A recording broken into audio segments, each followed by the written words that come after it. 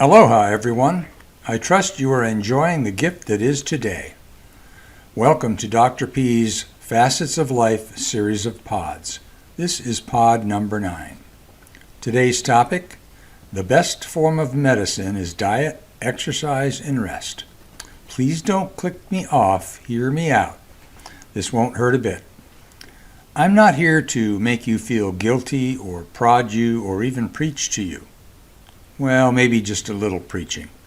I want to talk to you about one of the easiest yet hardest lifestyle issues most of us deal with. It is also one of the most important issues in our lives. That issue is our health and wellness.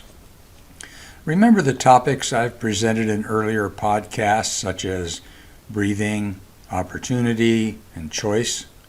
These are all behaviors we participate in, just as our lifestyles are behaviors we participate in.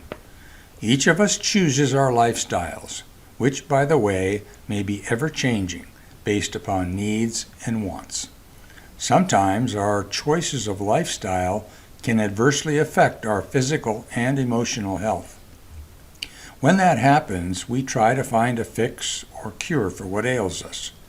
This may lead us into a journey of assessment, treatments, and even invasive approaches which may have negative side effects and become quite costly. I will acknowledge and agree that sometimes this is unavoidable, but in many instances that journey is preventable. Ah yes, preventable. The concept of prevention underlies what I am talking about when I say that the best form of medicine is diet, exercise, and rest.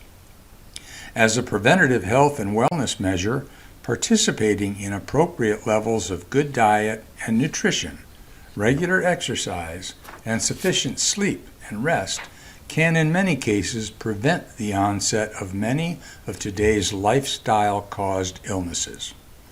A huge benefit of this preventative approach is that it is non-invasive, it has few if any side effects, perhaps other than muscle soreness or excessive perspiration, and it is very low to no cost, just good shoes for walking or running.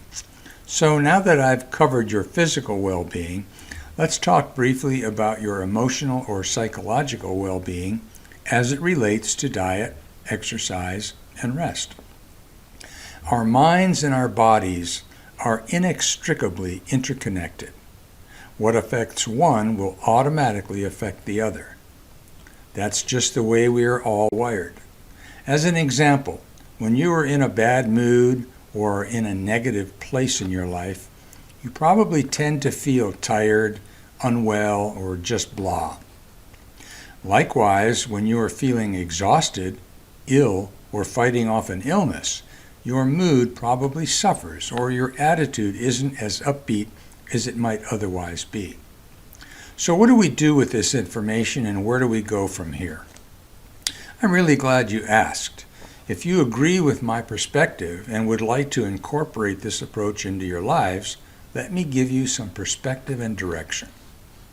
Let's start with some words or behaviors I've mentioned in previous podcasts. In the first pod, I talked about life breath and the importance of deep breathing, a relaxation technique, an oxygenation enhancer, and an overall stress reducer. This is very healthy. In the second pod, I talked about opportunity. Opportunity is everywhere and in all things. You now have an opportunity to learn and try something new regarding your health and wellness.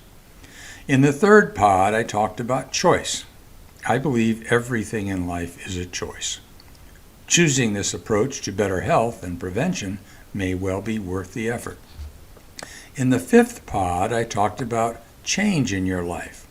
It is never easy, but often well worth the effort. Depends on what motivates you. So, let me take a deep breath.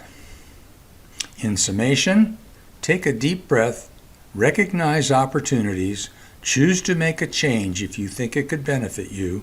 Remember that this is a free, non-invasive, has no side effects, and can prevent unwanted mental and physical distress. Amen. In closing, that's enough food for thought for one day. Enjoy your day, everyone, and remember that gratitude is the best attitude. This is Dr. P saying aloha.